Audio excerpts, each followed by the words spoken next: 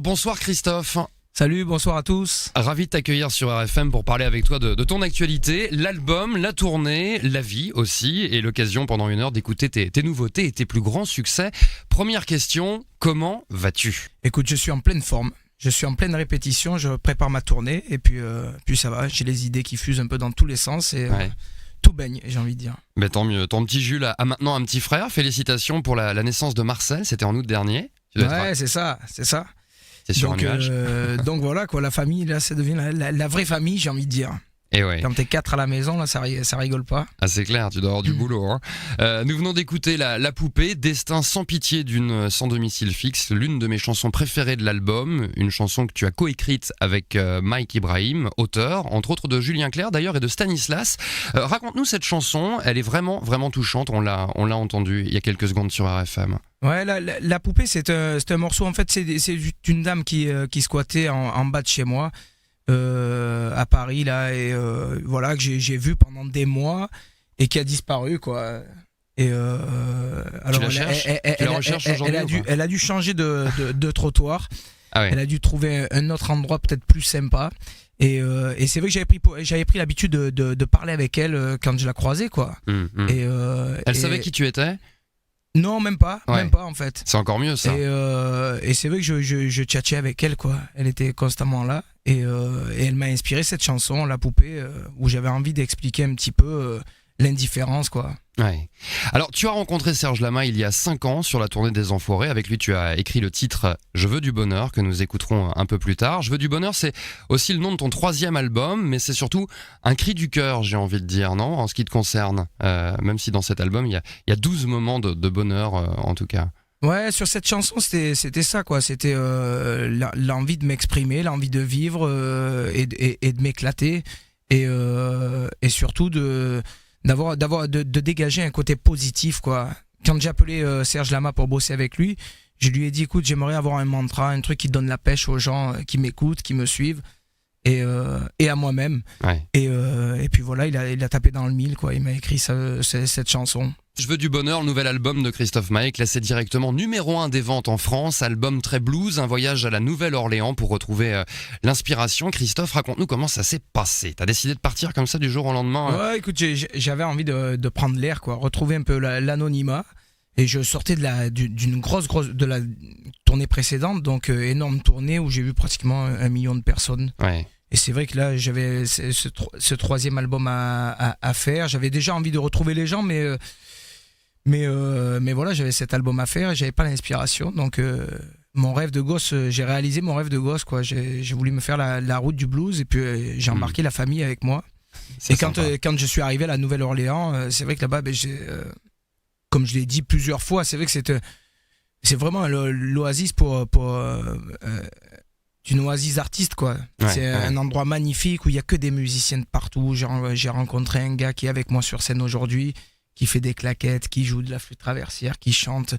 Voilà, j'ai rencontré plein de mecs avec qui j'ai fait de la musique et c'est vrai que j'ai ramené cette couleur cuivrée où j'avais déjà essayé de mettre des cuivres sur mes albums précédents, mais ça collait pas. Ouais. Non, ça le faisait pas. Là, ça s'est imposé comme une évidence. Ce qui est bien avec toi, c'est qu'on voyage, parce que les Caraïbes dans le premier album, l'Afrique dans le 2e, et la direction le sud des États-Unis en Louisiane, où tu es tombé sous le charme.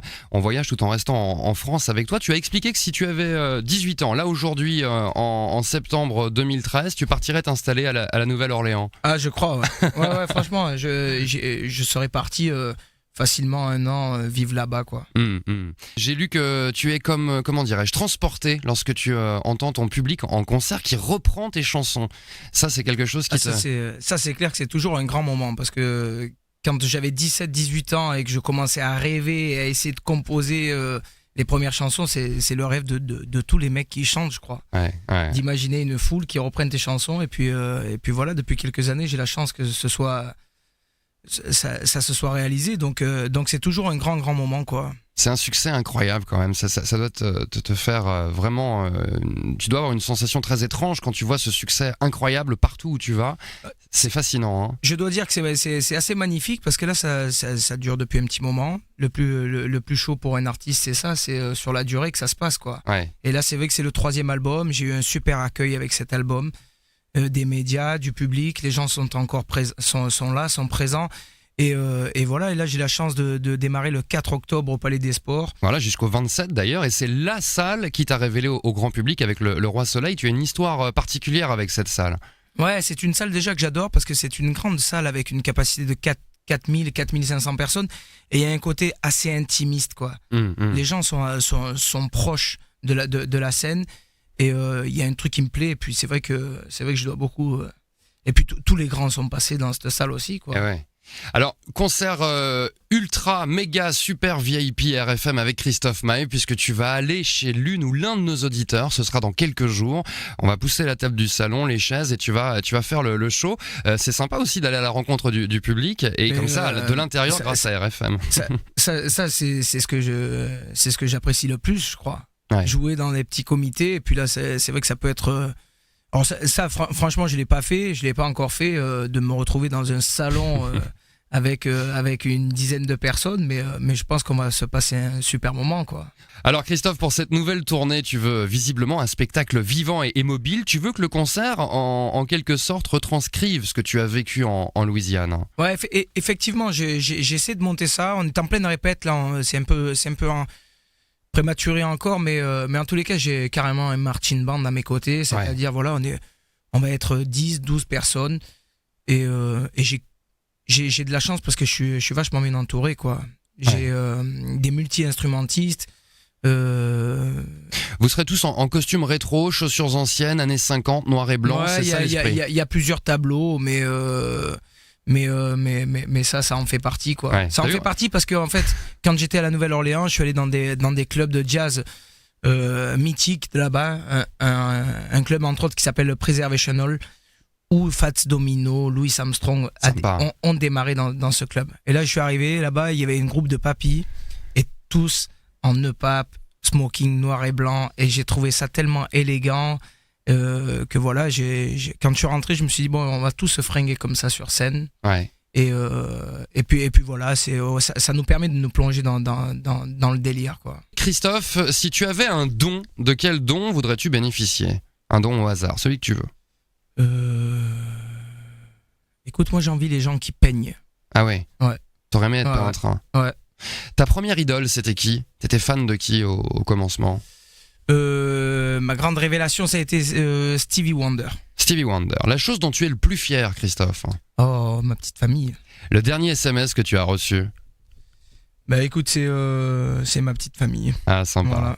Au soleil, pendant que nous on est sous la pluie. À Eux, Paris. ils sont dans le sud de la France. Et ouais, ils sont bien. Hein. On vous salue là-bas, on vous fait une grosse bise. Profitez bien. La dernière fois que tu as embrassé quelqu'un, c'était quand? La dernière fois que j'ai vu mes enfants, je crois. La dernière fois que tu as menti? Rien à voir. La dernière fois que j'ai menti, c'est il y a 2 secondes là. C'est bon ça. Qu'est-ce qui t'agace dans la vie, Christophe? Écoute, tout et rien en même temps, quoi. Je sais pas, y a rien de précis qui me vient là. Tu t'énerves pourquoi en général? La dernière fois que tu t'es énervé, c'était... J'ai la faculté de m'énerver contre moi. Ouais. Tu vois, bien. je deviens... je suis tellement perfectionniste, surtout dans ce que je fais, dans ce que j'entreprends, que voilà, je peux m'énerver contre moi, quoi. Et qu'est-ce qui te rend le plus heureux dans la vie? Le plus heureux, je crois que c'est la reconnaissance des gens. Voilà, avec... c'est un tout. J'ai beaucoup parlé de ma famille dans les premières questions, mais c'est vrai que c'est un tout. C'est de pouvoir vivre de ma passion, de ce métier que j'adore, et qui me prend tout mon temps, quoi. Et ouais, mais c'est du bon temps. Et enfin, une toute dernière question sans tabou. Celle-ci, je te cache pas que je l'ai rajoutée. Une question d'actualité, finalement, tu m'en voudras pas. T'es certain de ne pas vouloir faire On n'est pas couché avec Laurent Ruquier?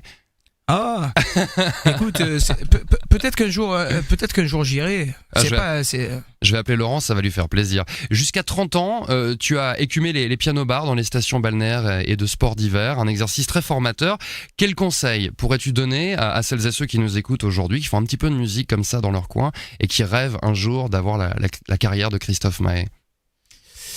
Eh ben c'est de trouver déjà son style, et puis de bosser, quoi, de bosser son instrument, ou sinon si t'es pas instrumentiste, de t'entourer par une petite équipe, et puis surtout composer, quoi, arrêter pas rêver, On vient pas taper à ta porte, donc c'est provoquer les choses et composer, essayer d'écrire et puis voilà quoi. Et bosser à fond tous les jours, ce que tu fais d'ailleurs, et pas seulement pour l'album, mais en ce moment je crois que tu t'entraînes 2 heures par jour pour faire des claquettes, c'est ça? C'est ça. T'apprends les claquettes, ça se passe. J'arrête pas de claquetter. C'est de la Je sais folie. pas comment on dit, un claquettiste ou ça doit être un truc comme ça. Mais non, mais c'est vrai, j'adore ça. En fait, j'ai un mec avec moi là qui est sur scène, qui va être sur scène à mes côtés, qui fait des claquettes.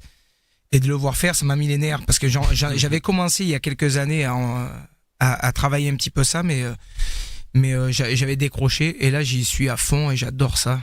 Ça te plaît? Je suis pas encore au niveau, mais dans quelques temps, je pense que je serai prêt. Bon, bah tant mieux. En tout cas, on a hâte de te voir sur scène jouer des claquettes et faire de l'harmonica en même temps. C'est jouable, ça, ou pas? Ah, ça, c'est plus compliqué. C'est plus compliqué, hein. Ouais, j'imagine. Christophe, après les 2 premiers opus, les tournées, les télés, c'est vrai que t'étais très fatigué. Et puis, il y a la peur de la page blanche, que tu exprimes d'ailleurs dans Ma peine, ma douleur. C'est un métier angoissant, ton job de chanteur, d'artiste? Écoute, angoissant, non, je pense pas que ce soit un métier angoissant. En tous les cas, je le vis pas comme ça.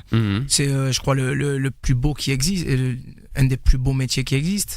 De vivre de son art, de sa passion. Après, c'est vrai que il y a toujours la remise en question permanente qui est là, quoi, qui tape à la porte. Donc c'est vrai que c'est ce qui peut te mettre un peu les nerfs quand tu essaies de composer. Et c'est vrai que c'est ce qui s'est passé sur cet album-là. Je suis resté 1 mois et demi à la maison, la guitare sur les genoux, j'ai essayé de faire... Et voilà, 2-3 heures de musique par jour, 4-5 heures, 8 heures, il n'y a rien qui est venu pendant 1 mois et demi. J'ai dit, je vais pas me presser, je vais pas faire n'importe quoi, il n'y avait rien qui me plaisait. Donc là, j'ai fait les bagages et puis c'est de là que je suis parti aux États-Unis prendre un peu l'air parce que il n'y avait pas d'inspiration.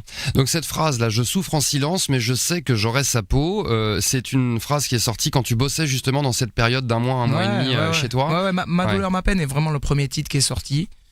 Où c'est vrai qu'au bout d'un moment ça te met un peu les nerfs et puis ça te met des angoisses quoi. Quand on parle de toi comme la relève de la chanson française, ça te fait plaisir j'imagine, mais ça ne te fait pas peur, non? La pression est pas... Mais ça me touche beaucoup. Après c'est sur la durée qu'on verra. C'est vrai. Dans une interview à Balthazar, tu expliques que tu deviens, je cite, de plus en plus perfectionniste, obsessionnel, voire viscéral d'ailleurs. Tu ne lâches rien, tu veux le top pour ton public, hein. Ben c'est le top pour moi avant tout, et pour que ça parle au mieux quoi.